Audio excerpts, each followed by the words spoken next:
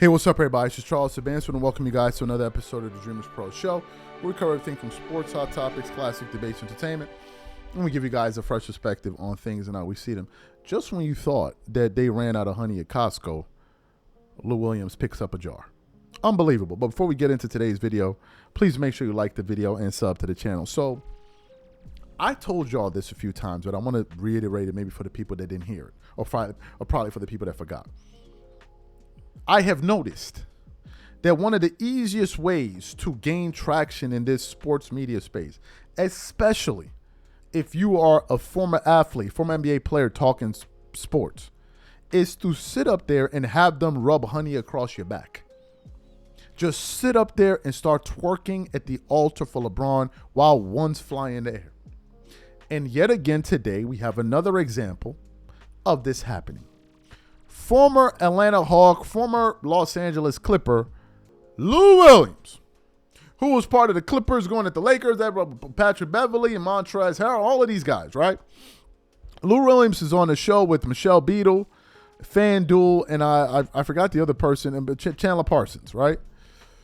And they're doing the show. And Lou Williams, I've been watching him for a minute now. He turned into this, like, this dude be like the ultimate LeBron James twerker. But I'm like, damn, what happened to you?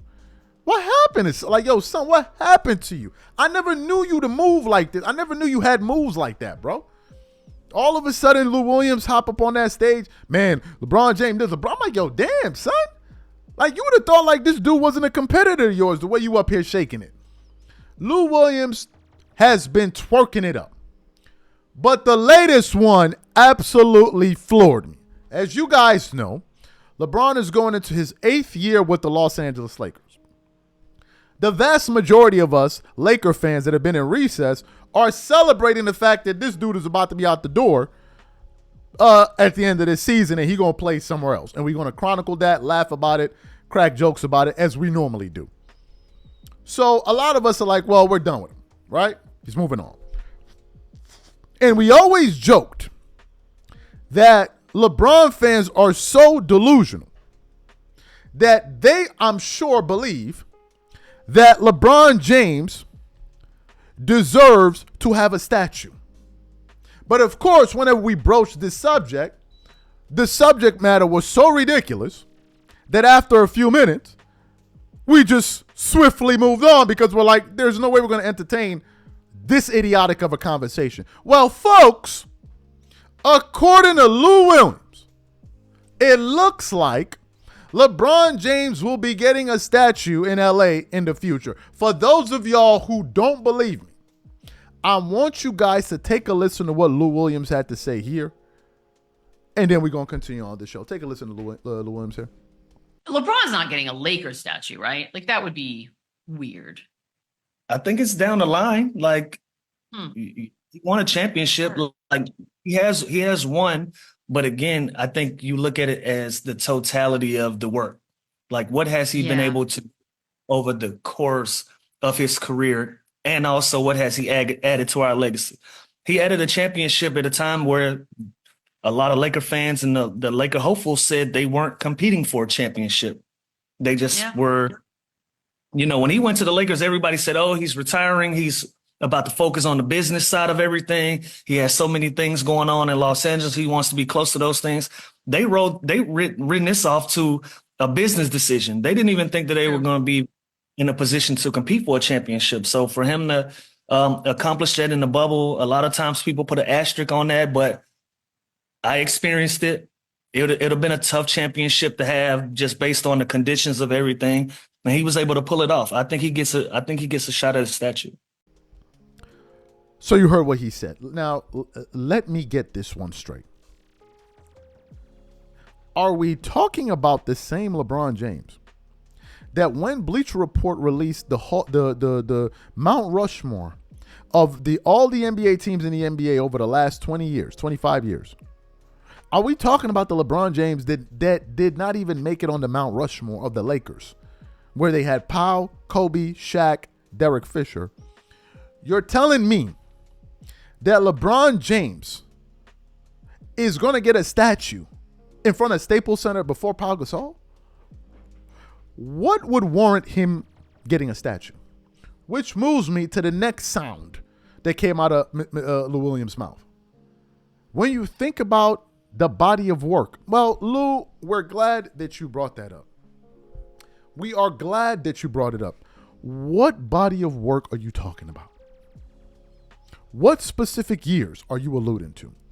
These twerking ass LeBron apologists in media like to say, man, we never seen anything like what happened to the Lakers after Kobe tore his Achilles and the kind of losing they were doing. They had never gone on such a stretch like that until LeBron and came over there and saved the day. And then they just conveniently seem to leave out the fact that when LeBron got to LA, they missed the playoffs that year too. You forgot that? You got these crazed LeBron fans in the comment section. What were the Lakers doing before when LeBron got there? What were they doing when he got there?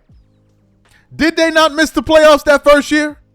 Now, what they gonna say as they slip and slide through the hallway with ankles, with honey all over their stuck to each other's ankles? They gonna tell you, but he got hurt. Well, didn't Kobe tear his Achilles? Didn't he tear his rotator cuff? That don't matter. Right? There's going to be no context there, right? All y'all care about is pushing this narrative. Well, what were the Lakers doing before they got LeBron? They were doing exactly what they did when they got him, missing the playoffs. So he gets to LA. They missed the playoffs in the first year. They win the bubble ring the next year, and they beat a Miami Heat team with the leading scorer of Goran Dragic in a bubble. Then after that, they lose in round one. I think Anthony Davis or somebody got hurt in round one or something like that.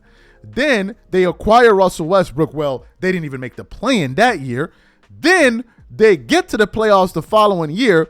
They make it to the Western Conference Finals, and they get swept in the conference finals. Then they get to the first round the next year, and they lose to the same Denver Nuggets team in the next year in the first round. Then they get Luka Doncic, and then they go on to lose in the first round again. That is statue worthy. What kind of coffee did Lou Williams drink that morning before he said that? What statue? What are you talking about? In front of what? Oh, let me guess. You're probably going to bring up the fact that they won that in-season tournament cup, right? That probably the fact that he said that is astounding to me. Pau Gasol would deserve a statue before LeBron James deserves one. Pau Gasol contributed to more winning to the Lakers than he did. He would deserve to get a statue. No one is saying Pau is on the level of a player that LeBron James is. No one is saying that. But in terms of an impact on a franchise, it's undoubtedly that Pau Gasol deserves a statue before LeBron. And I'm not even sure Pau deserves one. I'm not even sure. You could make a legitimate argument that since LeBron got to the Lakers, they turned into the number one clown show in the NBA. The Lakers head coach was a former podcaster. They drafted Bronny James just for the spectacle of it. Just for the spectacle of it. And Lou Williams is talking about he gonna get a statue in the future. I would be floored if they gave that dude a statue. I will be absolutely floored. And I think if they do, Laker fans should go over there and pour honey all over it. Pour honey all over the ankles of it if they do that. Now, obviously, I'm just joking. I don't mean to literally go out there and vandalize it, but you get what I'm saying. These are my thoughts. Whatever you guys think, please leave your thoughts and comments in the comment section. We catch you guys on the next show. Peace.